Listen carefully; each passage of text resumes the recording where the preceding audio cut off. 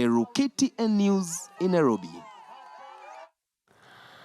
Brace yourself for a more lethal, brutal, and ruthless President Uhuru Kenyatta in his second term. That is according to one of his closest confidants, David Murathe. In an exclusive interview with KTN News, Murathe said it will certainly not be business as usual over maintenance of law and order, political discipline, and the fight against corruption. Duncan Hayamba reports. It will not be business as usual immediately after August 8, 2017, should President Uhuru Kenyatta win the election for his second term in office.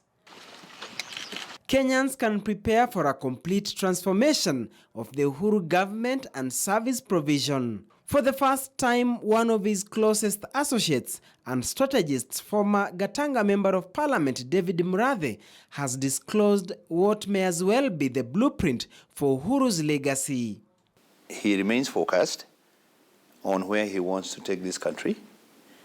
I'm very sorry for people after Uhuru gets re-elected, because I believe his agenda will be his legacy issues, which will be law, order, discipline, and the fight against corruption.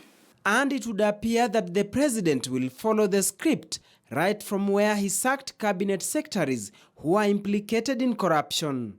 If anybody thinks they can walk in the final term of Uhuru with anything that smells of corruption, I'm very sorry of him. I know this is somebody who will go even after his own friends like David Murathe. If I ever get involved in anything in the next term, that will be his legacy.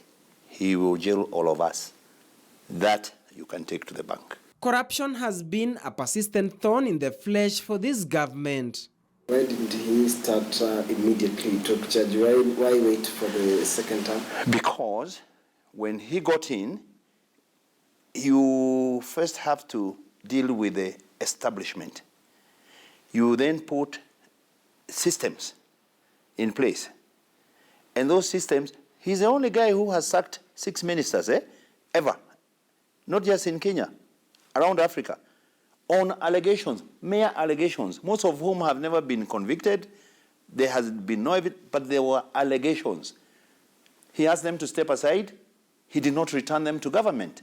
So it's not like he's going to start in the last term. His commitment to fighting corruption is clear. Who is heading the anti-corruption now? Archbishop. Somebody we believe is like giving the Pope the chairmanship of EACC, because you don't believe that he would broker any nonsense or he would be bribed. So you can see, that's what I'm talking about.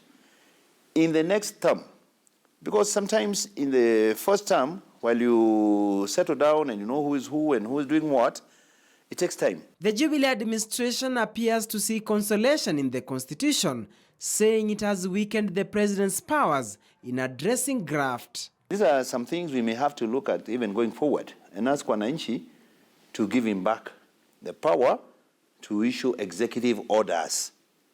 You heard him when he was talking about the SGR.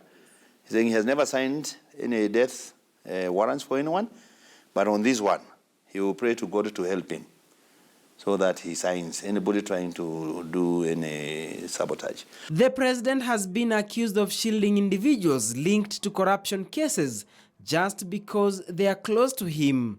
Other people are untouchable. Then the so-called war against corruption is all rubbish. You will see him in his true colors. Right now, he was still wooing the chick. Now the chick will be in the house. Now she will see the man in his true colors. And the guy will nyorosha this place. That you can take to the bank. Oh yeah. He's been a bit kid gloves. What I'm saying is that in the next administration, it will be gloves off, to be bare knuckles. And it doesn't matter whether you're his brother, whether you're his friend, whether you are who.